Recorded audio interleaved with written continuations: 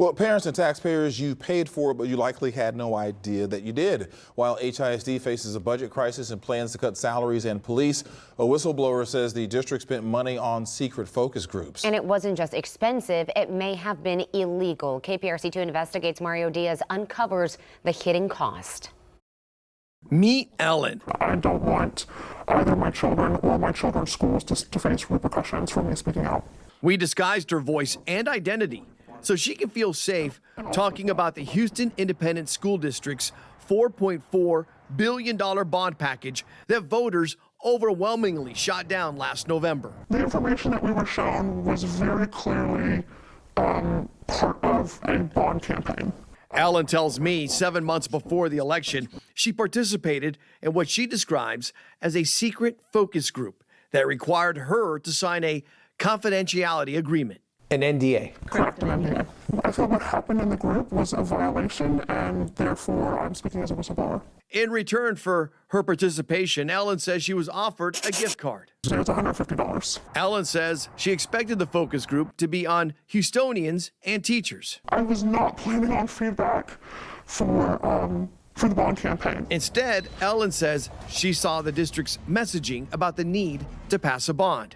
She says she saw it again a few weeks later, only this time in a public setting. I was not expecting to be tested with a message, and I say tested because when I would go to other community meetings, I saw 70% of what we were shown in that focus group. In February, 2 Investigates revealed the district allocated $2 million, taxpayers' money, for putting the plan together and hiring a consulting group to support. Texas law prohibits unlawful use of public funds for political advertising, but permits factual advertising that does not advocate for or against a measure. State law calls it electioneering. Differently, sir, do you feel that everything was done right with regards to the rollout of the $2 million initiative on the bond? The hiring of the campaign consultant, sir? Ultimately, the district landed on outreach strategists, and according to invoices obtained by 2 Investigates, they billed the district $85,000 for 10 focus groups in April of 2024. The same month, Ellen says her group met and where the bond messaging was discussed.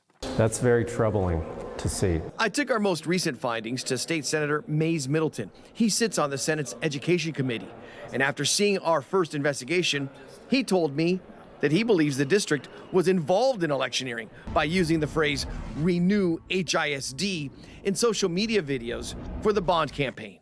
You know, electioneering is serious. Serious enough to land you behind bars. It's a Class A misdemeanor, punishable by up to a year in jail and or up to a $4,000 fine.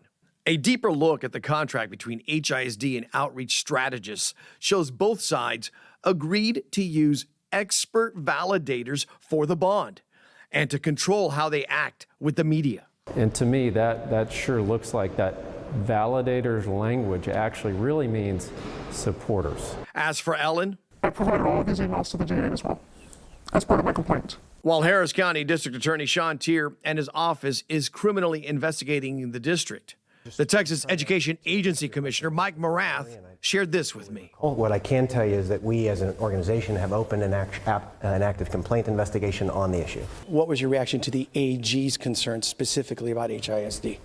We, much like the Attorney General, do not think any public sector entity should be using public sector money to influence electoral outcomes.